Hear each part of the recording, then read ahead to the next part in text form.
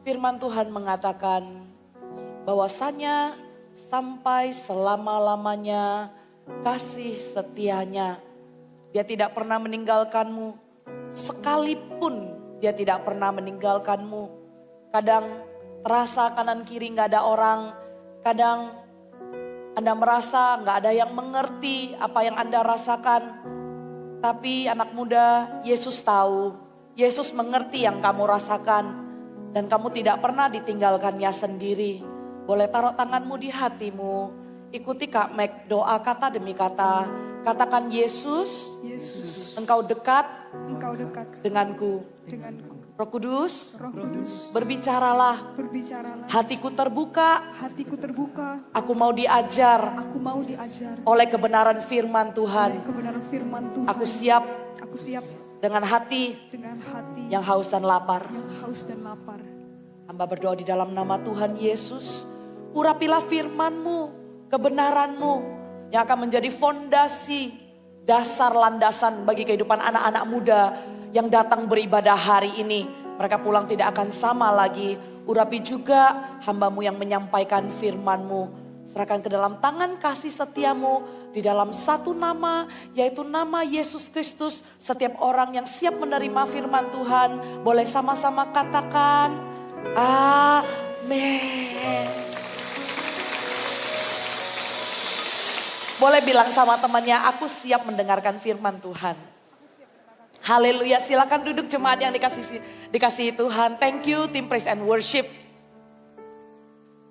Yang diberkati saat kita melompat-lompat dengan semangat memuji dan memuliakan Tuhan. Boleh lambaikan tangannya? Ya, saya juga sangat menikmati, apalagi antusiasnya ya dari awal ibadah itu. Saya lihat, wah, anak-anak muda waktu di depan, saya diberkati loh oleh hati kalian memuji Tuhan. Walaupun tadi 2 lagu pertama sebenarnya kalian gak tahu lagunya apa gitu ya. Tadi lagu pertama itu lagu baru, gak sabar. Nanti tanggal 17 akan ada live recording album kita. Merayakan 10 tahunnya GMS Live. Berikan tepuk tangan buat penyertaan Tuhan selama ini ya. 10 tahun Tuhan menyertai album demi album diciptakan. Dan pastinya saya akan hadir waktu live recording. Jadi saya juga ingin melihat Anda hadir nanti di live recording. Kita sama-sama memuji menyembah Tuhan ya. Di album, saya tadi bilang 10 dekade ya. 1 dekade ya, 10 dekade 100 tahun ya. Di album 1 dekadenya GMS Live, saya akan ada di sini. Saya juga ingin melihat wajah-wajah Anda ada di sini. Sebelum mulai, saya bawa salam ya. Kak Meg bawa salam. Dari mana? Minggu lalu, Kak Meg melayani Army of God di GMS Tangerang. Anak-anak mudanya dan juga keluarga di ibadah umum hari Minggunya. Kak Meg bener tanya loh sama mereka. Kalian bawa salam enggak untuk teman-teman di Surabaya? Dan mereka bilang iya. Jadi benar mereka bawa salam. Kalau kalian terima salam dari AOG Tangerang boleh lambai-lambaikan tangannya ya. Ya saya bawa kabar bahwa anak-anak muda di sana pun. Ya di sana pun ternyata spiritnya sampai di mana-mana. AOG itu adalah anak muda yang berapi-api. Berikan kemuliaan buat Tuhan dong. Mereka semangat sekali dan kita terus dari pertemuan ibadah teen, ibadah youth. Kemudian Kak Meg lanjut jam 7 malam langsung ya ibadah on point dengan leader-leadernya. Kalian pasti familiar ya dengan spirit memuji menyembah Tuhan yang tidak ada PAW-nya. Tapi cuman MP3 yang lagi nyala. Masih ingat hari-hari kita bootcamp belum ada praise and worship di depan. Belum ada yang mimpin gitu ya. Tapi kalian pun tepuk tangan, kalian pun praise tanpa dipimpin. Kalian worship melambai-lambaikan tangan. Ternyata spirit yang sama mereka juga ya betapa antusias dan berapi-apinya. Gak ada yang lead, gak ada praise and worship. Mereka juga memuji menyembah Tuhan di tempat duduknya masing-masing. Berikan kemuliaan dong buat Tuhan ya. Doakan walaupun kalian tidak pergi bersama. Tapi Kak Meg percaya sih doa jemaat yang menyertai pun turut berperang bersama. Minggu depan kami akan melayani Army of God di Jakarta Barat. Kemarin di Tangerang. Minggu depan kami akan melayani yang di Jakarta Barat yang ada di Central Park gitu ya. Melayani mereka. Kemudian hari Minggunya kami akan melayani Army of God di Kelapa Gading. Nantikan kami akan bawa tayangan untuk kalian lihat anak-anak muda di sana. Nanti saya pulang, saya akan berkhotbah lagi di Army of God. Di bulan Agustus ini adalah seri pengajaran kitab Nehemia. Ya, seri pengajaran kitab apa tadi saya katakan? Nehemia. Membaca kitab Nehemia banyak sekali yang saya pengen ajarkan kepada kalian khususnya anak muda. Nehemia ini dikenal sebagai kitab leadership. Kitab yang mengajarkan banyak sekali tentang kepemimpinan. Kami baca dari pasal pertama, kedua sampai pasal-pasal berikutnya. Kontennya padat. Jadi kami putuskan sepanjang bulan Agustus, kalau belum selesai nanti kita lanjut di minggu pertama September. Kami akan khotbahkan dan ajarkan pelajaran tentang Nehemia. Minggu ini, Sabtu di ibadah teen dan youth, kami ajarkan pasal yang pertama dan kedua, boleh tampilkan. Saya sangat mendorong untuk kalian dengarkan semua pasalnya.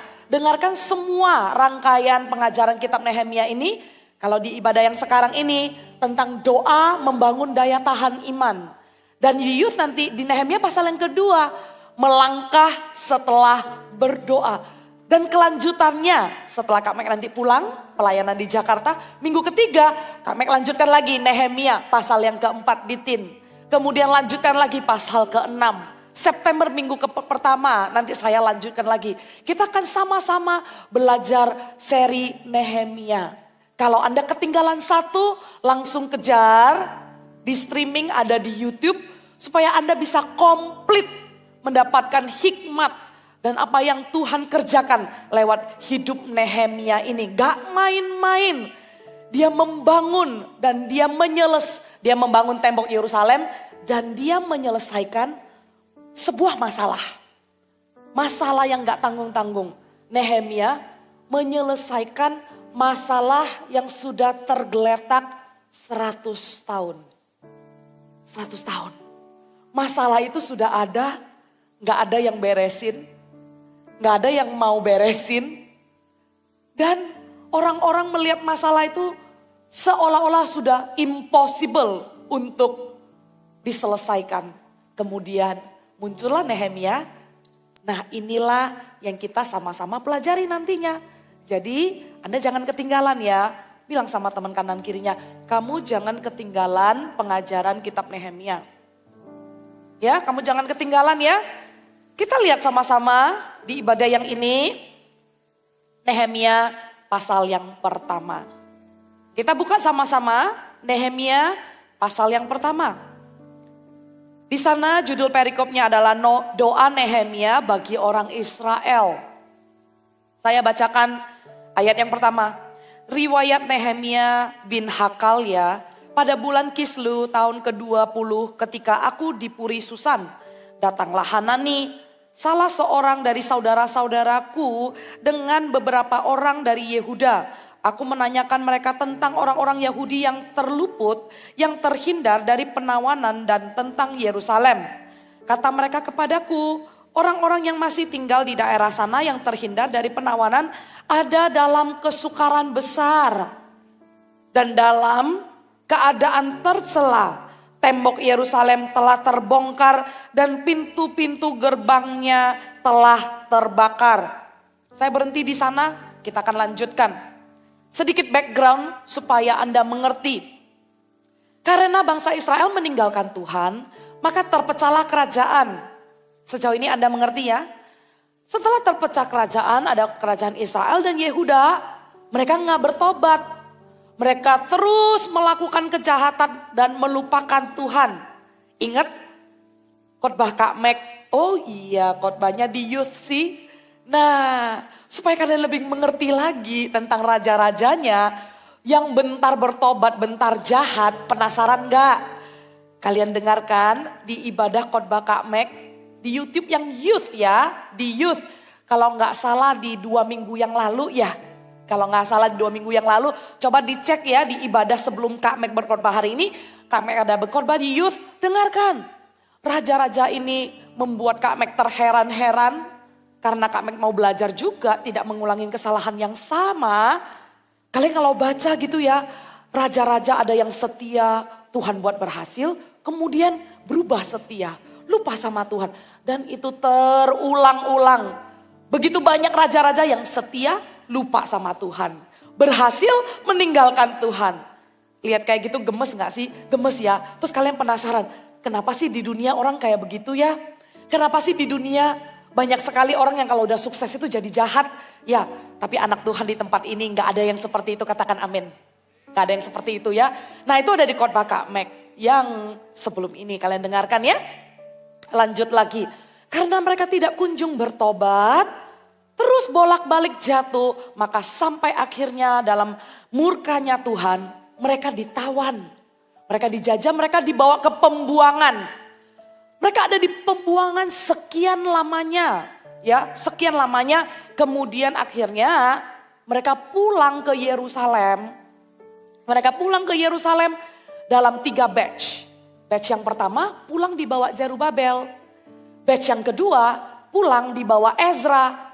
Batch yang ketiga pulang. Nah ini nih batch yang ketiga Nehemia nih. Dengan mereka mau membangun kembali temboknya Yerusalem. Di mana batch yang pertama dan kedua berhasil membangun rumah Tuhan. Jadi mereka pulang ya, Zerubabel bangun rumah Tuhan, bait Allah loh. Bait Allah ya. Kalian harus mengerti sejarahnya supaya sewaktu membaca cerita itu kira-kira kalian punya gambaran waktu cerita itu berjalan ya. Zerubabel waktu membangun bait Allah ditentang sama orang-orang, berhenti pembangunannya. Dilanjutkan lagi sama Ezra, selesailah pembangunan rumah Tuhan. Katakan sama-sama rumah Tuhan. Selesai. Kemudian Ezra mau melanjutkan pembangunan temboknya. Karena pada zaman itu kota itu kalau nggak ada tembok, hidup orang-orang yang ada di dalam ketakutan, stres. Setiap laki-laki, setiap suami, mereka berjaga-jaga terus. Takut suami takut kalau istri dan anak-anaknya nanti diserang. Jadi kehidupan mereka sangat sukar, sangat menderita dalam ketakutan dan stres. Tapi bisa-bisanya rumah Tuhan sudah terbangun. Waktu Ezra mau membangun tembok itu ditentang sama orang-orang sekeliling mereka. Sehingga pembangunan tembok itu terhenti. Gak dilanjutkan. Jadi temboknya tergeletak, puing-puing, gak ada pintu. Dan hiduplah mereka 100 tahun lamanya di dalam kesukaran. Nah, waktu Nehemia ada di Puri Susan, katakan sama-sama Puri. Puri itu apa? Puri itu istana. Kalau Nehemia tinggal di istana, berarti dia itu orang penting. Kalau dia tinggal di istana, berarti dia orang yang punya pengaruh. Enak ya, posisinya di Puri, tinggal di istana. Tapi walau badannya ada di istana, dia ada di sebelah raja, dia pasti makannya enak-enak. Ya, dia pasti makannya enak-enak. Cuman tidak membuat dia lupa. Badannya ada di Puri Susan, tapi hatinya Nehemia ada di 1.300 kilometer jauhnya. 1.300 kilometer jauhnya itu di mana tahu nggak? Yerusalem. Dia enak-enak di istana makan, punya posisi, punya gaji tinggi, tapi tidak membuat dia lupa bangsanya, bangsa Yerusalem ada dalam kesukaran, dalam tembok yang runtuh dan tidak terbangun. Dia tidak melihat keadaanku baik-baik aja, aku ada di istana, aku makan enak-enak, aku punya gaji tinggi, aku punya pengaruh, aku dipercaya sama raja. Bodoh amat sama kesukaran, tembok-tembok yang runtuh, itu bukan urusanku. Anak muda, keadaan kita kalau diberkati sama Tuhan, keadaan kita kalau baik-baik, kita tidak dalam kesukaran. Tapi bahayanya kalau living in comfort zone. Kamu nyaman-nyaman aja, kamu tidak mau tahu faktanya dan kamu living in denial. You just want to see pretty things. You just want to know that you have a good life. Kamu tahu, ya sudah keadaanku baik-baik saja, keadaan orang lain saya gak mau tahu. Yang saya tahu, saya bisa ngafe di tempat yang cantik-cantik. Saya bisa hang out sama teman yang baik-baik. Pokoknya keadaan saya aman-aman saja. Kalau mau hidup di dalam pemakaian Tuhan, kita gak boleh living in denial. Kita tidak boleh menyangkal bahwa banyak sekali anak muda, banyak sekali teman-teman dan sekelilingmu. Coba kalau kamu buka matamu, coba kalau hatimu kamu taruh 1300 km seperti Nehemia. Dia ada di Puri Susan, tapi dia tanya sama yang namanya Hanani, saudaranya, orang Yahudi yang sudah kembali ke Yerusalem. Karena ada batch pertama, batch kedua yang kembali. Dia tanya, bagaimana dengan saudara-saudaraku? Kalian pernah tanya? Enggak, anak muda. Kalian yang sudah ke Army of God dan ibadah rooftop di tempat ini. Kalian yang diberkati dengan hadirat Tuhan, praise and worship. Kalian pernah penasaran dan kalian pernah berdoa dan kalian pernah tanya enggak? Bagaimana angkatanku dan generasiku di luar sana? Tembok yang runtuh itu ibarat lambang hidup yang tercera. Tembok yang runtuh itu ibarat hidup yang memalukan. Hidup yang kalah. Hidup dalam keadaan survivor.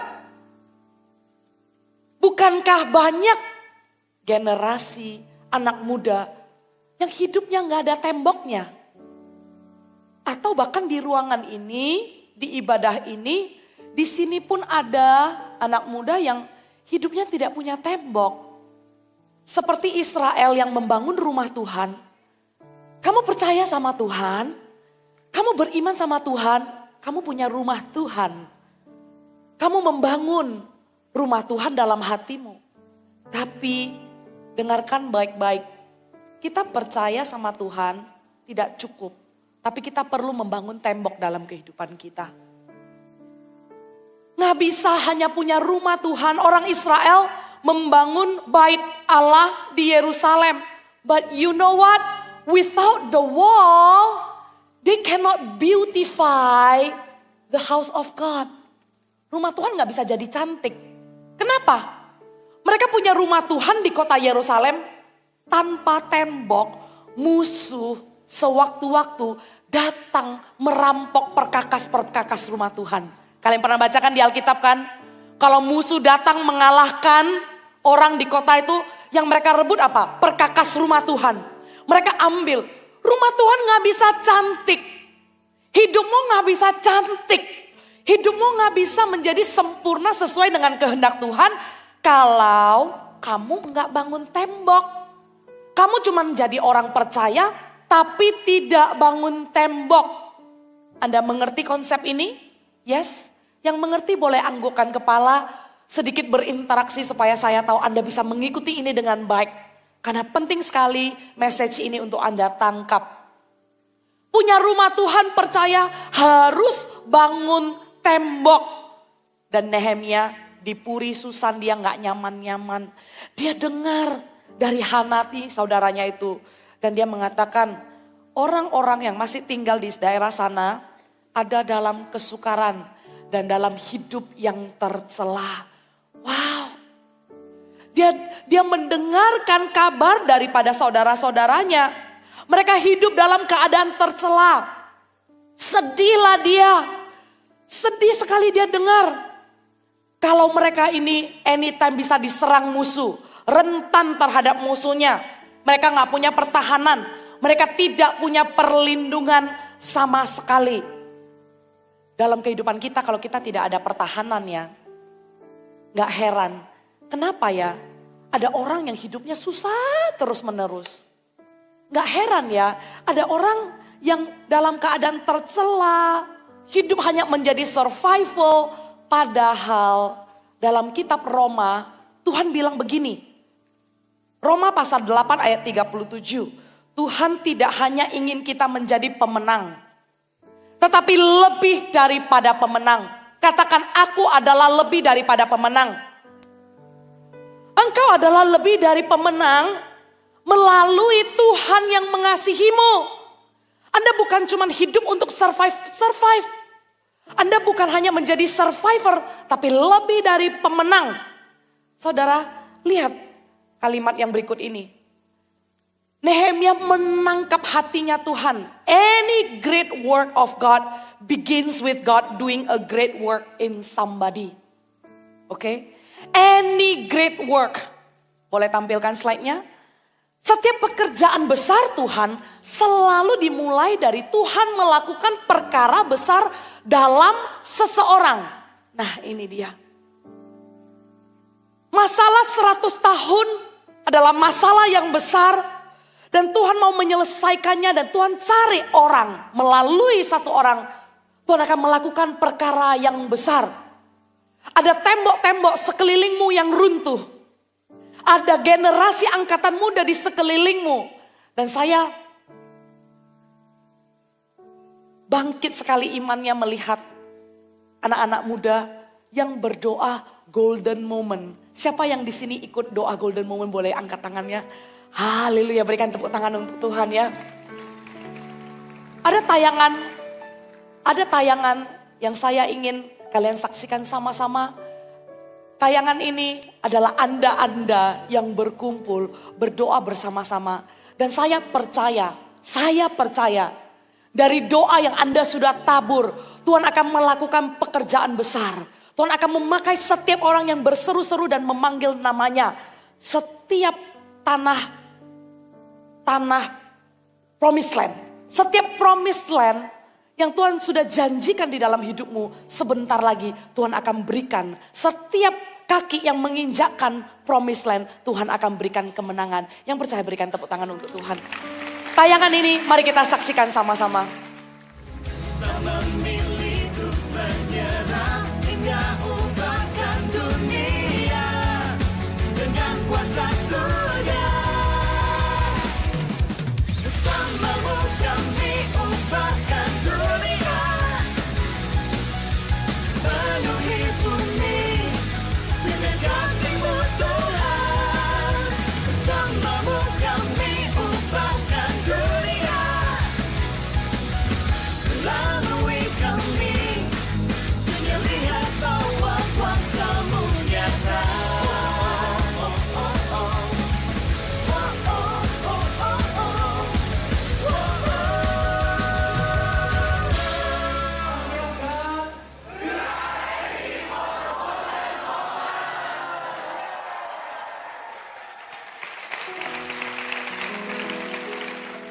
The year of sowing prayers and harvesting joy. Tahun kita menabur doa dan sebentar lagi kita akan menuai dengan sukacita. Haleluya.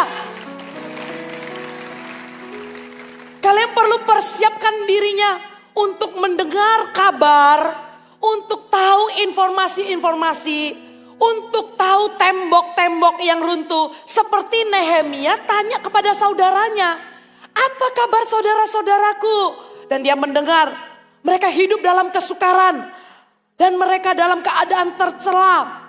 Di situ Nehemia mendengar dan dia tidak berhenti di sana. Dia tidak berhenti di sana, dia sudah mempersiapkan dirinya dari tahun ke tahun. Orang pertama pulang dengan Zerubabel, batch kedua pulang dengan Ezra.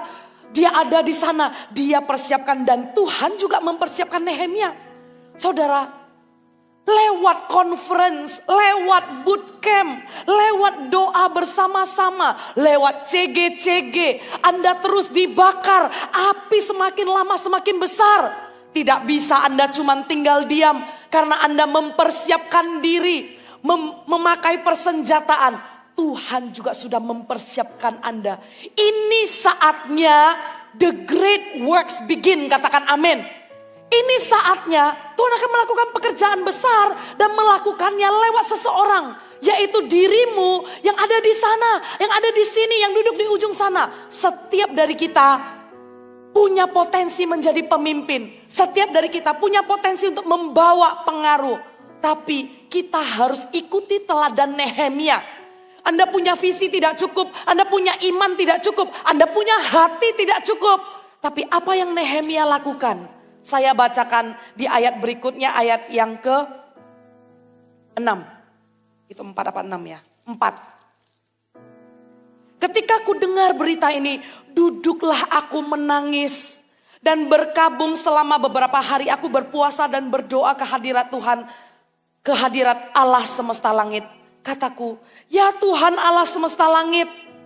Allah yang maha besar dan dahsyat yang berpegang pada perjanjian dan kasih setianya terhadap orang yang kasih kepadanya dan tetap mengikuti perintah-perintahnya. Saya baca sekali lagi ayat yang keempat. Ku dengar berita ini, duduklah aku menangis dan berkabung selama beberapa hari. Aku berpuasa dan aku berdoa ke hadirat Allah semesta langit. Aku berpuasa dan aku berdoa. You should note this. Anda catat baik-baik ini ya. Nehemia enggak komplain. He did not complain, he did not whine. But he immediately seek God. And he immediately do what he could do. Which he prayed. Dia lakukan langsung apa yang dia bisa lakukan. Pada detik itu juga dia bisa lakukan satu hal. Saudara, Anda mendengar sebuah kebutuhan.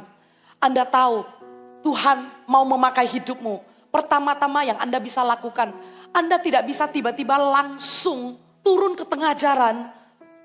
Dan kemudian Anda teriak-teriak di tengah jalan. Tapi ada hal pertama yang Anda bisa lakukan, katakan bisa. Dan semua orang bisa lakukan ini. Siapapun bisa lakukan ini. Namanya adalah doa. Immediately dia menangis, dia berdoa dan berpuasa. That's one thing you can do and everyone can do. Lihat slide berikutnya. If your vision is so big that only God can accomplish it, then you obviously must pray. Kalau kamu punya visi yang begitu besar, kamu tahu Tuhan mau memakai hidupmu dalam promised land, ada sebuah pekerjaan yang begitu besar, dan kamu tahu cuma Tuhan yang bisa accomplish, then obviously you must pray. But if prayer isn't absolutely necessary to accomplish your vision, your goal isn't big enough. Tapi kalau kamu rasa kamu gak butuh doa, kamu gak merasa doa dibutuhkan untuk visi itu digenapi, maka goalmu itu ternyata tidak terlalu besar, kurang besar. Tuhan selalu punya visi yang besar dan memakai hidupmu dengan cara yang kamu tidak pernah bayangkan. Dan melampaui apa yang kamu bisa lakukan. Melampaui. Karena Tuhan kita tidak terbatas. Sehingga apa yang kita perlu lakukan, kita harus berdoa. Dan saudara tahu, Nehemia doanya 4 bulan. Sebelum dia mulai bekerja. Dia berdoa selama 4 bulan. Kalau kita lihat di pasal yang pertama, dia berdoa, dia membangun hubungannya dengan Tuhan. Saya ingin sekali lagi kita membangun api doa untuk membawa revival di Promised Land. Untuk membawa revival di hidup orang-orang yang engkau doakan. Saya ingin sekali lagi kita membangun roh syafaat. Karena gak bisa enggak saudara. Cuman doalah yang membawa perubahan hidup, yang percaya katakan amin. Cuman doa yang bisa menggerakkan dan menyerongkan kerajaan surga untuk membawa sebuah revival. Nehemia berdoa. Selama pasal yang satu dia berdoa. Pasal kedua dia mulai bergerak. Dan saudara tahu, dia berdoa 4 bulan. Dan tugas yang dia mau selesaikan yaitu membangun tembok Yerusalem. Itu selesai dalam 52 hari. Dia doanya 4 bulan.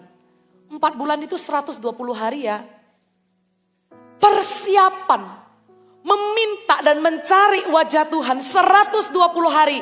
Dan pekerjaan itu 52 hari.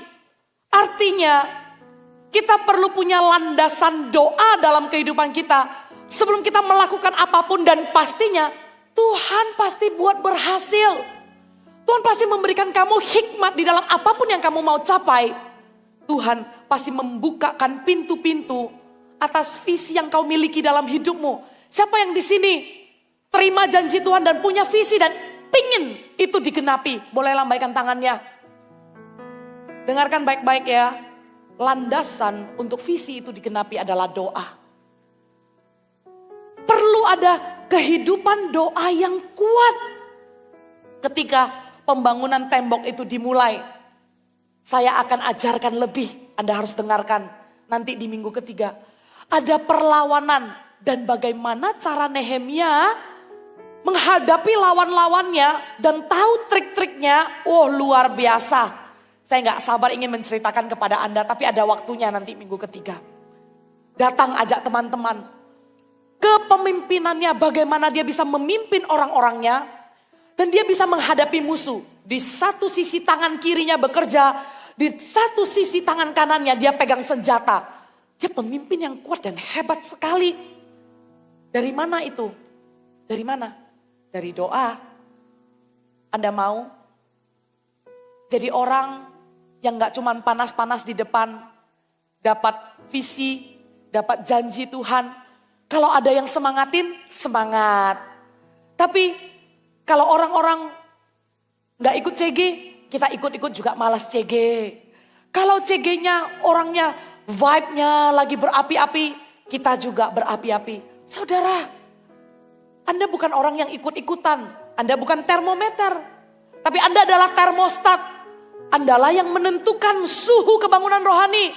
Dengan apa? Landasan doa, menghadap Tuhan dan berpuasa. Dan Anda sudah mendengarkan sendiri bahwa janji Tuhan akan membawa kebangunan rohani itu. Sehingga iman Anda gak naik turun. Anda gak bentar semangat, bentar melempem. Bentar berapi-api, bentar males. Kenapa ya Kak ya? Saya juga heran. Habis saya ikut bootcamp, saya mengatakan mau pelayanan. Saya pengen pelayanan. Katanya pengen, tapi dari minggu lalu Servo buka dia nggak tahu tuh. Kenapa? Karena bolong-bolong ibadahnya. Siapa yang di sini tahu kalau Servolution sudah buka? Siapa yang di sini excited sudah bilang sama teman-temannya, berikan tepuk tangan dong buat Tuhan dong. Servo udah buka ya. Bagi yang waktu kemarin bilang, aduh saya mau melayani Tuhan, saya udah gak sabar, kapan kak? Ya, finally the time comes ya. Minggu lalu sudah buka, minggu ini masih buka, terakhir minggu depan. Jangan ketinggalan, jangan bilang gak tahu. Sudah diumumkan, Kak Max juga sudah kasih tahu. Api kita gak akan padam, tidak lelah, tidak capek melayani di ladang Tuhan. Terus berapi-api. Landasannya apa? Landasannya berdoa. Dan menariknya apalagi tahu nggak Nehemia ini. Ternyata di pasal yang 1 dia berdoa dan berpuasa selama 4 bulan kan. Selama 4 bulan. Tapi tercatat di pasal yang kedua, pasal yang keempat, pasal yang kelima, pasal yang 13. Nanti kita pelajari ya sama-sama ya. Dia itu sempat-sempatnya emergency prayer ya. Waktu raja tanya sama dia berdoa. Nanti saya akan bahas itu di youth nanti ya, di pasal yang kedua. Kok bisa ya? Kalau kita duduk sama orang yang penting, kita mau ngomong apa aja udah deg-degan gitu loh. Kita mau ngomong aja kita pikir ya, mau ngomong apa ya, kita udah deg-degan. Nehemia lagi ngomong sama raja. Terus raja tanya dia satu pertanyaan. Apa yang bisa kulakukan gitu ya? Dan tercatat di firman Tuhan, Nehemia berdoa. Saya baca itu lucu sih. Sempat-sempatnya ya. Bukannya kalau ditanya raja dia butuh cepat-cepat jawab ya. Tapi begitulah orang yang punya landasan doa dalam kehidupan mereka. Orang yang sudah terbiasa berdoa sama Tuhan, emergency prayer, dia doa dalam kepepet, dia pun pasti akan dapat jawaban. Tapi orang yang tidak terbiasa doa sama Tuhan, tapi doa cuman pas kepepet, ya, mau itu kuping dikorek sampai bersih pun, tetap dia gak bisa dengar suara Tuhan karena dia tidak terbiasa, domba ini tidak terbiasa mendengar suara gembalanya. Coba kalau tiba-tiba ada orang yang kamu gak pernah ngobrol di telepon, tiba-tiba telepon kamu, halo lu lagi ngapain? Lu bingung kan? Pasti lu tanya, hah siapa ya? Salah sambung ya? Tapi coba kalau yang telepon adalah kakak di rumah sendiri, mama yang sering telepon pagi, siang, sore dan malam, sahabatmu yang sering ngobrol gitu.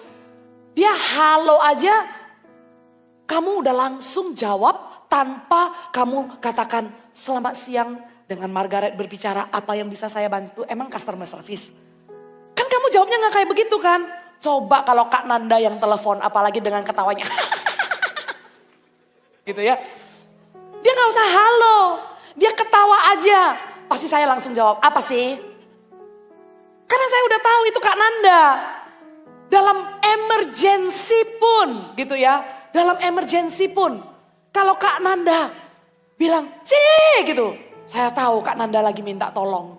Saya tahu itu suara dia. Nehemia saat emergency tercatat di pasal 2, pasal 4, pasal 5, pasal 13. Dia berdoa secara spontan 8 kali. Dan 8 kali itu dijawab. Dan 8 kali dalam waktu hitungan per detik yang sangat singkat. Dia sempat-sempatnya berdoa saudara dan dengarkan baik-baik. Dan di waktu yang beberapa detik juga dia dengarkan jawaban dari Tuhan. Tidakkah engkau ingin hidupmu selalu ada tuntunan Tuhan dari waktu ke waktu. Tapi doanya jangan cuma pas kepepet. Anda perlu bangun kehidupan doa seperti Nehemia. Pekerjaan diselesaikan 52 hari tapi dia doanya 4 bulan, bukan 40 bulan ya. 4 bulan dia berdoa. Anak muda, kehidupan doamu gak bisa bolong-bolong. Kehidupanmu gak bisa cuma pas lagi masalah aja doa sama Tuhan. Pas buntu, udah putus asa, gak tahu harus bagaimana. Baru kamu bilang, Tuhan tolong. Tuhan baik sih. Kasih setianya sampai selama-lamanya tetap ditolong. Tapi masa sih kamu mau standar hidupmu itu cuma minta tolong sama Tuhan. Kamu gak pengen standar hidupmu itu naik level. Masuk ke dalam penyertaan Tuhan. Bukan cuma minta tolong aja. Tapi disertai Tuhan. Kepemimpinanmu membawa pengaruh. Menjadi pemimpin seperti Nehemia yang didengarkan. Nah begitulah landasan kehidupan doa Nehemia. Lantas dia berdoa. Ada 3 cara doa Nehemia yang saya ingin kalian pelajari baik-baik. Dan kemudian kita akan praktekkan bersama-sama. Kita lihat cara Nehemia berdoa. Dia katakan begini, Tuhan semesta alam. Allah yang maha besar dan dahsyat. Yang berpegang pada perjanjiannya. Yang pertama, dia mengakui kebesaran Tuhan. Nehemia mengakui kebesaran Tuhan. Dia mengatakan engkau Allah semesta alam. Engkau Allah yang berpegang pada perjanjianmu. Terus dia minta sama Tuhan, berilah telingamu dan bukalah matamu dan dengarkanlah doa hambamu yang sekarang kupanjatkan kehadiratmu. Yang sekarang kupanjatkan kehadiratmu siang dan malam bagi orang Israel, hambamu itu. Selesai di sana, kemudian dia katakan, dengan mengaku segala dosa yang kami orang Israel telah lakukan terhadapmu, juga aku dan kaum keluargaku telah berbuat dosa. Selain dia mengaku kebesaran Tuhan, yang kedua dia mengakui kesalahannya. Dia akui kesalahan dan dosanya, kami telah sangat bersalah terhadapmu dan tidak mengikuti perintah-perintah, ketetapan-ketetapan dan peraturan-peraturan yang telah kau perintahkan kepada Musa hambamu itu. Ingatlah akan firman yang kau pesan kepada Musa hambamu itu, yakni bila kamu berubah setia, kamu akan kucerai beraikan di antara bangsa-bangsa. Tetapi tercatat ya, bukan hanya di sini. Firman Tuhan ada. Di kitab-kitab sebelumnya Tuhan bilang begini. Bila kamu berbalik kepadaku dan tetap mengikuti perintah-perintahku serta melakukannya. Maka sekalipun orang-orang buanganmu ada di ujung langit. Akan kukumpulkan mereka kembali. Dan kubawa ke tempat yang telah kupilih untuk membuat namaku diam di sana. Bukankah mereka ini hamba-hambamu dan umatmu yang telah kau bebaskan dengan kekuatanmu yang besar. Dan dengan tanganmu yang kuat, ya Tuhan, berilah telinga kepada doa hamba-Mu ini. Dan kepada doa hamba-hamba-Mu yang rela takut akan nama-Mu. Dan biarlah hamba-Mu berhasil hari ini. Dan mendapat belas kasihan dari orang ini. Itulah doa Nehemia. Yang pertama dia memanjatkan kebesaran Tuhan. Yang kedua dia mengakui kesalahannya. Yang ketiga dia mendeklarasikan firman. 3 hal ini Anda harus lakukan sewaktu Anda memanjatkan doa di hadapan Tuhan. Sewaktu kita berdoa, katakan kebesaran Tuhan supaya tidak terlihat masalahmu lebih besar.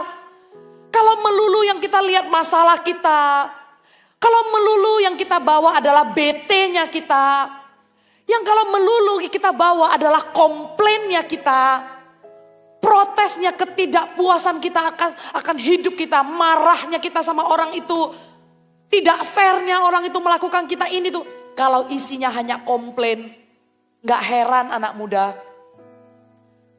yang kau kaca pembesar dan kau lihat itu adalah masalahmu. Tapi kebalikannya, kalau yang kau katakan adalah Allah semesta alam, pencipta langit dan bumi, dan engkau bayang-bayangkan kebesarannya, engkau bayang-bayangkan dosamu yang kotor bisa diampuni dan dibersihkan, dan kamu bisa diterima, masa kamu diselamatkan untuk melewati hidup yang kalah? Di situ kamu menyadari engkau punya Allah yang dahsyat. Allahmu lebih besar dari masalahmu. Di situ engkau menyadari bahwa Goliat tidaklah sebesar seperti yang ditakuti oleh orang Israel. Tapi yang Daud lihat lebih besar adalah Allah bangsa Israel yang lebih besar daripada Goliat itu. Sehingga dengan sekali dia mengayunkan, Goliat dikalahkan. Anda mau Goliat dan juga giant-giant dalam hidupmu dikalahkan? Anda berdoa dengan mengatakan kebesaran Tuhan. Dengan Anda mengatakan kebesaran Tuhan, Anda juga menunjukkan a complete dependence. Katakan sama-sama complete dependence. Ketergantungan sepenuhnya sama Tuhan. Kalau Anda tidak menyatakan kebesaran Tuhan, saudara, kemungkinan besar Anda melihat masalah itu lebih besar dari Tuhan. Yang kedua, Anda akan bergantung sama perasaan Anda. Kalau Anda gak berdoa dengan melihat besarnya Tuhan.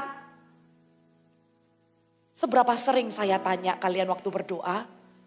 Niatnya awalnya pengen berdoa. Tapi sangkin bete, sangkin marah, sangkin emosinya gak bisa berdoa. Hayo, pernah rasakan itu? Udah tutup mata mau berdoa. Tapi aduh kebayang tadi tuh ya. Aku tuh marahnya belum selesai. Tahu aku ngomong ini.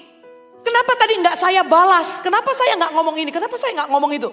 Yang diingat-ingat malah taunya saya ngomong ini, taunya saya balas, taunya saya begini begitu. Cepet-cepet. Kalau Anda mau berdoa, katakan kebesaran Tuhan. Supaya Anda tidak bergantung sama perasaanmu. Anda tidak bergantung dengan kekuatanmu. Hiburan tidak akan memberikan solusi juga. Orang kalau tidak berdoa, tapi cari pelarian hiburan untuk menghilangkan stres. Anak muda jangan bodoh ya.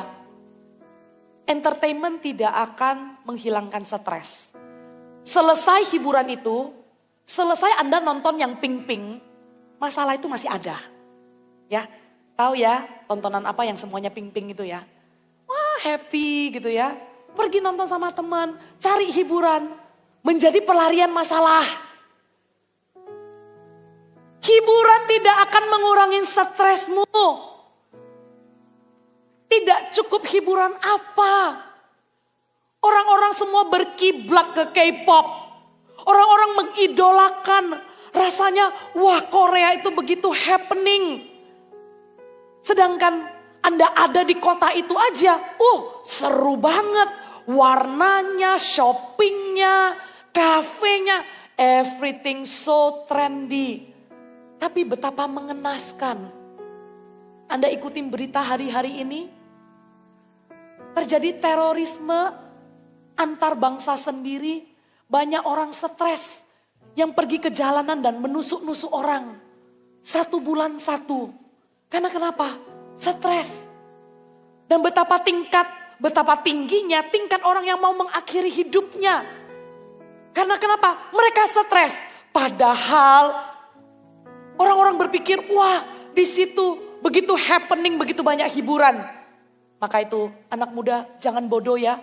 Hiburan itu tidak bisa menghilangkan stres. Yang bisa menghilangkan stres cuma doa. Yang percaya berikan tepuk tangan untuk Tuhan. Berdoalah kalau kamu stres. Berdoalah kalau kamu bad mood. Berdoalah kalau perasaanmu tidak karu-karuan. Jangan cari hiburan. Jangan pergi mani-pedi. Oh, punya kuku yang cantik. Seberapa lama stresmu bisa hilang melihat kukumu yang cantik itu? Sebentar aja stresmu kembali. Tapi dengan kita berdoa, dengan menanti-nantikan, di Yesaya dikatakan, ketika Anda menanti-nantikan Tuhan dalam doa, Dia akan memperbaharui kekuatan Anda. Barang siapa yang mau punya kekuatan baru, maka dia harus berdoa. Amin. Yang kedua ya, Nehemia itu mengakui kesalahan orang Israel. Dan luar biasanya apalagi, dia begitu saleh, dia keluar dari zona nyaman, dia tidak komplain, dia orang yang baik. Tapi kenapa dia ikut-ikutan mengaku dosa? Karena memang kita manusia berdosa, lu mau apa? Dia yang sesaleh itu pun mengaku dosa, apalagi saya. Dia yang begitu humble, tinggal di istana, punya posisi, mau repot-repot, menangis, berpuasa, berdoa. Nantinya dia bukan cuma berdoa doang. Berdoa doang kalau nggak melangkah percuma. Makanya khotbah berikutnya melangkah setelah berdoa. Dengarkan nanti ya. Melangkah dia. Yerusalem ada 1.300 km jauhnya, dia pergi 1.300 km. Saudara, 1.300 km itu jauh loh. Dari sini sampai ke Malang itu aja belum 1.300 loh. Belum ada mobil, belum ada pesawat. Saya nggak tahu lagi kalau sampai ke situ Bondo. Saya nggak tahu lagi dari sini ke Jakarta berapa. Coba sambil cek ya, nanti saya kembali ya. Sini ke Jakarta berapa kilometer jauhnya. Saya cuma minta Kak Mayo cek, yang lain gak usah cek. Nanti lu Google yang lain. Saudara, dia travel dan dia punya hati yang sedemikian rupa. Tapi di dalam kita berdoa, kita perlu merendahkan hati kita. Anda dan saya adalah berdosa. Anda dan saya adalah orang berdosa. Nehemia mengatakan, ampunilah kesalahan-kesalahan orang-orang Israel yang telah dilakukannya terhadapmu. Juga aku dan kaum keluargaku telah berbuat dosa. Kita menemukan kebebasan yang besar dalam pengakuan dosa. Sekali lagi saya katakan, kalau Anda mau menemukan kebebasan yang besar, Anda mau plong dan Anda mau free, maka jujurlah di hadapan Tuhan. Pengakuan yang terbuka dan jujur tanpa ada usaha mencari alasan. Sewaktu mengaku dosa, jangan katakan begini, Tuhan saya nggak tahu apakah saya berdosa. Jawabannya iya, pasti kamu berdosa, nggak usah nanya. Oke. Terus kalau meminta ampun sama Tuhan, ngomongnya nggak perlu begini. Tuhan, saya tahu saya berbuat dosa, tapi Tuhan saya lakukan ini karena kepepet. Nggak usah alasan. Kalau salah ya salah. Minta ampun sama Tuhan dengan terus terang, jujur, terbuka, tanpa ada embel-embel. Rendahkan hatimu serendah-rendahnya, biarkan Tuhan yang meninggikanmu, amin. Dan yang ketiga, waktu doa pentingnya mendeklarasikan firman Tuhan. Penting. Supaya kita doa enggak berdasarkan keinginan kita. Tapi Nehemia mengatakan di sini, ingatlah akan firman yang kau pesan kepada Musa. Dia ungkit kembali firman. Sehingga saudara kalau engkau berdoa, suatu engkau lemah, engkau berdoa minta kekuatan sama Tuhan kan. Kutiplah Yesaya pasal 40 mengatakan, Tuhan firman-Mu mengatakan bahwa orang yang menanti-nantikan engkau, mereka akan seperti Raja Wali, mereka akan terbang tinggi dan mereka akan mendapatkan kekuatan baru. Aku minta kepada engkau Tuhan, berikan aku kekuatan baru. Sewaktu engkau berdoa untuk promised land, untuk golden moment ini, engkau deklarasikan firman Tuhan. Engkau katakan, Tuhan, engkau adalah Allah yang setia dan adil. Barang siapa yang mengakui dosa, firman-Mu mengatakan engkau akan menyucikan mereka dan engkau akan menghapuskan dosa mereka. Aku berdoa untuk teman-temanku, ampunilah mereka Tuhan. Deklarasikan Karena ada kekuatan dan kuasa di dalam firman. Katakan amin. Deklarasikanlah janji-janji Allah seperti yang sudah tertulis di Alkitab. Makanya doa jangan bolong, baca Alkitab juga jangan bolong. Karena doa dan baca firman itu adalah satu paket, saudara. Saat teduh, biasakan baca firman dan hafal. Baca firman dan hafal. Sehingga waktu Anda berdoa, Anda bisa mendeklarasikan. Anda dengarkan di Mazmur 81 ayat 11. Tuhan berkata kepada umatnya, bukalah mulutmu lebar-lebar, aku akan memenuhinya. Tuhan tidak bisa membuka gudangnya dan mengisi mulutmu kalau kamu gak buka. Kita harus buka mulut kita lebar-lebar kalau berdoa. Supaya Tuhan bisa memberikan jawabannya. Tuhan bisa mengisi mulut. Saya sudah kangen loh saudara. Saya kangen mendengar suara Anda bersyafaat. Suara Anda berdoa dan berseru-seru. Saya mendengar teriakan doa syafaat itu di awal tahun. Saya mendengar doa itu waktu conference. Saya mendengar doa itu waktu bootcamp. Tapi kenapa kita tidak mempertahankan doa itu dan suara itu? Hai para pemimpin semuanya. Suatu nanti kita berdoa, maukah engkau mengangkat suaramu, mendeklarasikan firman Tuhan. Nehemia menyimpulkan doanya di pasal yang ke-1. Saya selesai dan saya sebentar lagi mau mengajak kita semua orang berdoa. Mari kita penuhi yuk ruangan ini. Kak Mek kangen mendengar suara seruan doa yang dinaikkan. Bukan Kak Mek yang berdoa di sini dengan mikrofon dan berdoa sendiri. Tapi saya kangen mendengarkan anak-anak Tuhan. Yang pertama, mengakui kebesaran Tuhan. Yang kedua, akui kesalahan kita. Yang ketiga, deklarasikan firman Tuhan. Inilah doa orang yang bertindak. Nehemia adalah orang yang bertindak. Dia bukan orang yang mengkritik. Nehemia gak berdoa begini, Tuhan jadikan, makes everything better. Tuhan jadikan semuanya lebih baik. Atau dia gak berdoa begini, Tuhan suruh orang lain. Tuhan pakai pemimpinku. Enggak, tapi dia doa, Tuhan pakai aku untuk membuatnya menjadi lebih baik. Pakai aku untuk membangun kembali tembok-tembok. Tuhan pakai aku untuk membangun tembok-tembok promised land. Tuhan pakai aku untuk membangun sebuah doa di sekolah-sekolah. Tuhan pakai aku untuk menjadi jawaban bagi orang-orang sekelilingku. Kalau engkau adalah orangnya, mari kita sama-sama bangkit berdiri. Nehemia is a man of action. Dia sendiri setelah berdoa di pasal yang kedua, dia melangkah. Dia melangkah setelah dia berdoa. Dan sekali lagi saya katakan, doa itu 4 bulan. Dia mengerjakannya 52 hari. What sustained him for 52 days? Apa yang menopang dia? Dengan tantangan dari orang-orang, dari Tobia, dari Sanbalat, dari orang-orang yang jahat terus menghina-hina dia. Dia mendapat hinaan yang luar biasa loh. Di pasal yang keempat, pasal ke-6. Tidak henti-hentinya surat itu datang. Menghina-hina dia, mencerca dia, mengancam dia, mau membunuh dia. Tapi dia gak pernah menyerah. What sustained him? Prayers. That's why doa adalah daya tahan iman. Doa adalah sistem kekebalan untuk iman. Kalau Anda mau iman Anda kuat, Anda punya sistem kekebalan, you have the immune system for your faith, then you pray, you pray, you pray. Mari kita sama-sama tutup mata. Horadaya shikiranaya waraborabarabarabarabaraba. Mari saya semua ajak semuanya untuk berbahasa roh. Shikira da da da da da da da da da da da da da da da da da warabura bara bara bara bara bara bara. Ira da da da da da da da da da da da warabura bara bara bara bara bara bara bara bara. Shikara daya warabura bara, angkat suaramu, angkat doamu, syakara na na na na na na na na. Dengan engkau berbahasa roh, engkau sedang mengatakan kebesaran Tuhan. Engkau sedang mengatakan engkau Allah pencipta semesta langit. Engkau Allah yang besar, engkau Allah yang dahsyat. Kami berdoa kepada Tuhan yang besar. Tuhan yang memberikan telinga kepada kami.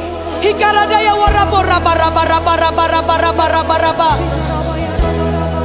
Hikaradaya rada dada dada dada dada dada dada dada dada dada. Sampai telingamu mendengarkan suaramu sendiri. Shikiradaya warabora baraba raba raba raba. Shikiradaya warabora baraba raba raba raba. Shikirandaya waraboraba. Lebih kencang lagi, ayo kita berdoa bersama-sama. Keluarkan suaramu.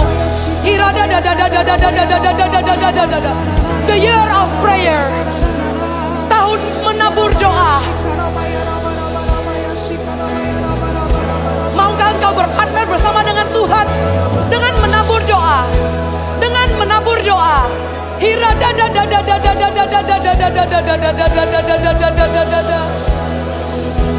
Hiranaya shikiranaya warabora baraba raba raba raba raba raba. Hirada da da da da da da da da da da da da da da da da da da.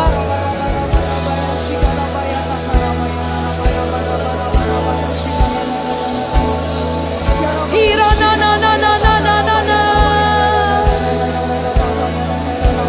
Biar belas kasihan-Mu Bapa penuhi hati kami, curahkan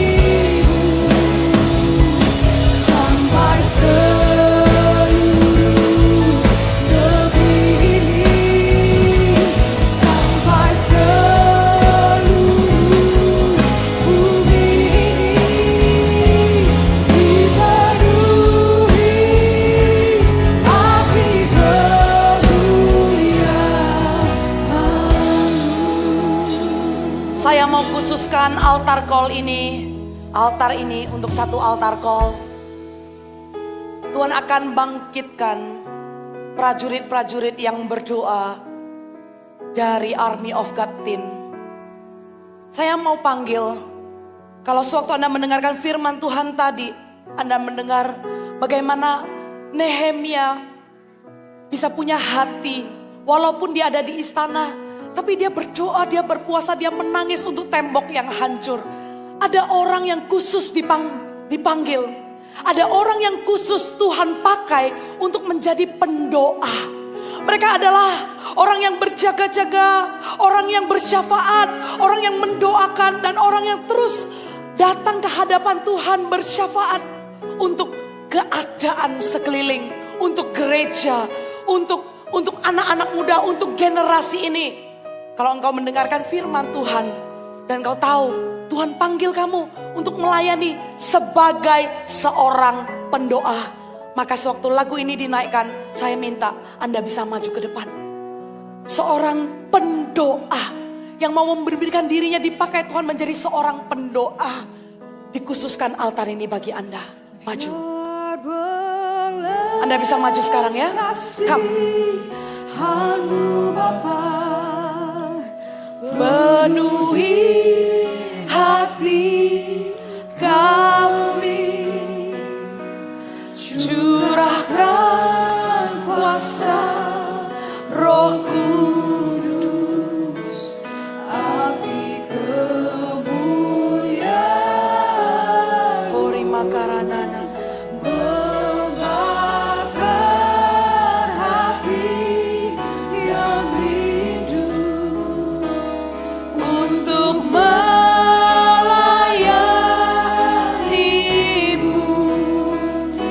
sampai seluruh anak muda, sampai katakan anak muda, dipenuhi api kemuliaan. Yang maju ke depan, biarlah belas kasihan Tuhan dan hati Tuhan yang diimpartasikan saat ini. Engkau menerima panggilan ini untuk menjadi seorang pendoa, menjadi prajurit, menjadi orang yang berjaga-jaga di menara doa. Curahkan kuasa Roh Kudus. Ora bakaranda ya sheke bakaranda da da da da da da da.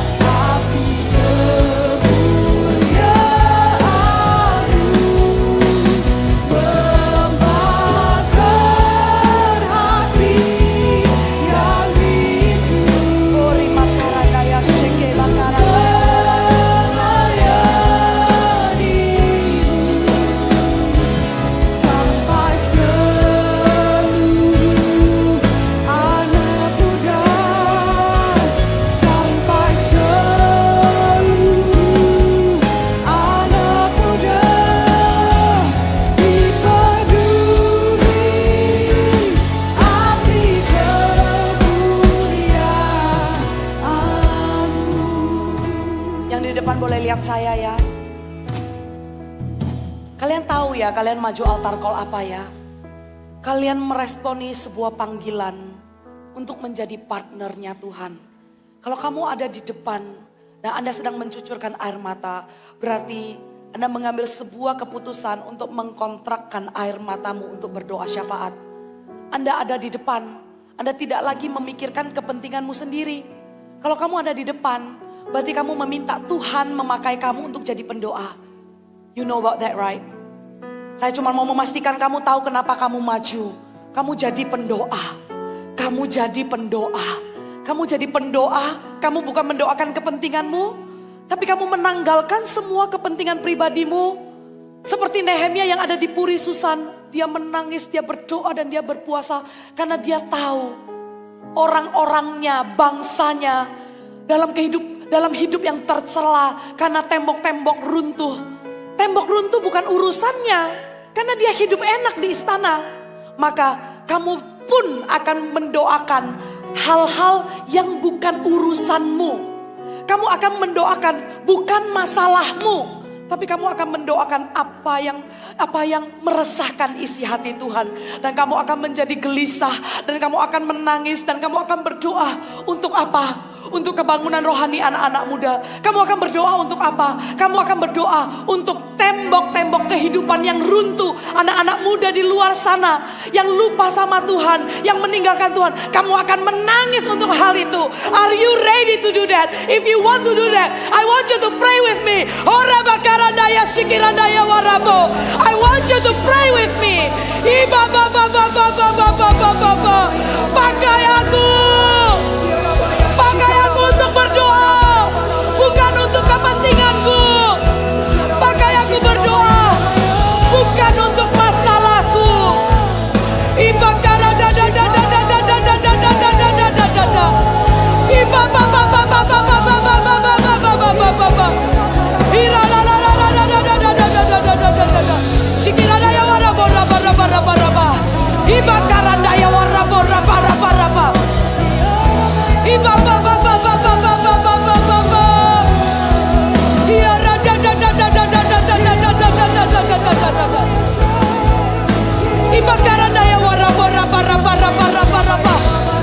Yang kau doakan, yang kau tangisi adalah generasimu. Air matamu adalah untuk jiwa-jiwa yang terhilang. Air matamu bukan untuk perasaanmu. Air matamu untuk apa yang penting buat Tuhan. Pakai aku. Pakai aku. Imakara la la la la la la la la la la la la. Iba ba ba ba ba ba ba ba ba ba ba ba ba ba ba ba ba ba. Iba ba ba ba ba ba ba ba ba ba ba ba ba ba ba ba ba ba. Sikiranda ya da da da da da da da da da da da. Ibaranda ya da da da da da da da da da da da da da da da da. Syakaranda ya warabo raba raba raba. Saya ada semuanya. Mari kita berdoa agar setiap sekolah di mana Anda berada, Anda bisa menangkan anak-anak muda, remaja-remaja yang belum kenal Tuhan. Minta ampun sama Tuhan atas kesalahan-kesalahan mereka. Syafaat, standing in the gap. Ampuni kesalahan-kesalahan generasi kami. Ampuni keteledoran generasi kami. Ampuni kekerasan hati angkatan kami.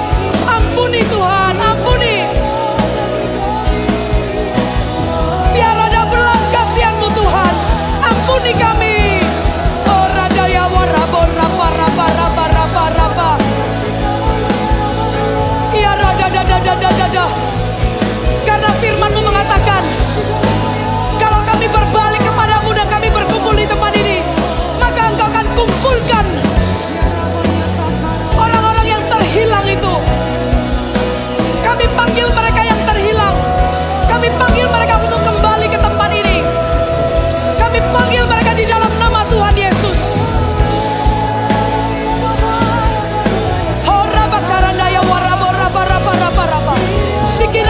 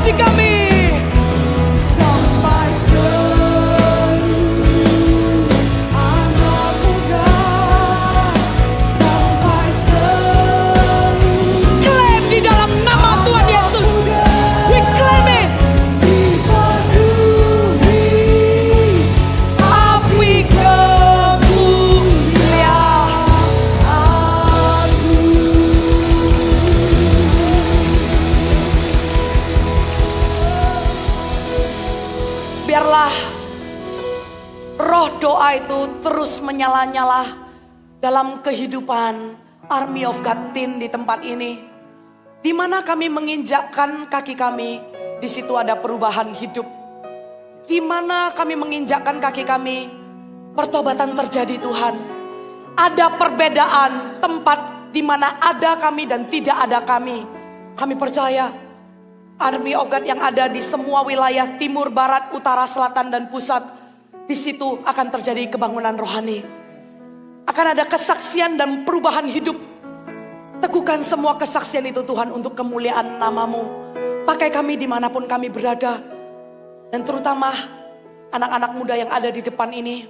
Aku berdoa di dalam nama Tuhan Yesus.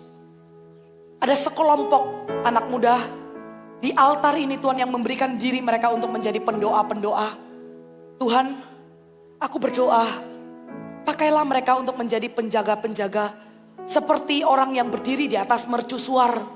Di situ mereka bisa melihat jauh ke depan. Di situ mereka juga bisa melihat musuh yang menyerang.